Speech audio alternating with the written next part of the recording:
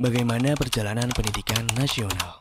Ini merupakan tugas topik 1 mata kuliah Filosofi Pendidikan Indonesia, demonstrasi kontekstual, PPQ Prajabatan Gelombang 1 tahun 2023 oleh Rizal Nurofik. Pendidikan di Indonesia telah ada sejak sebelum kemerdekaan. Namun pada saat itu tidak semua orang dapat mengenyam pendidikan dengan mudah. Sebagai sosok yang diteladani, Ki Hajar Dewantara mengatakan bahwa pendidikan sebagai tuntunan, yakni tuntunan dalam tumbuh hidupnya peserta didik. Pada tahun 1854, beberapa bupati menginisiasi pendirian sekolah kabupaten. Namun saat itu hanya mendidik calon pegawai. Selain itu, di tahun yang sama juga lahirlah sekolah Bumi Putra yang hanya mempunyai 3 kelas. Pada saat itu rakyat hanya diajari pendidikan membaca, menulis, dan menghitung seperlunya saja, dan hanya mendidik orang-orang pembantu dalam mendukung usaha dagang Hindia Belanda. Pada tahun 1920 lahirlah cita-cita baru yang memimpikan perubahan radikal dalam pendidikan dan pengajaran. Ki Hajar Dewantara meninggalkan lapangan politik dan memasuki lapangan pendidikan untuk memperjuangkan kemerdekaan rakyat. Pada tahun 1921 beliau memulai dari sekolah Adi Dharma yang didirikan oleh kakaknya Raden Mas Suryo Pranoto. Pada tahun 1922, Ki Hajar Dewantara mendirikan organisasi yang diberi nama Taman Siswa. Taman Siswa menjadi gerbang emas kemerdekaan dan kebebasan pendidikan Indonesia. Terdapat banyak sekali pemikiran-pemikiran Ki Hajar Dewantara untuk kemajuan pendidikan di Indonesia.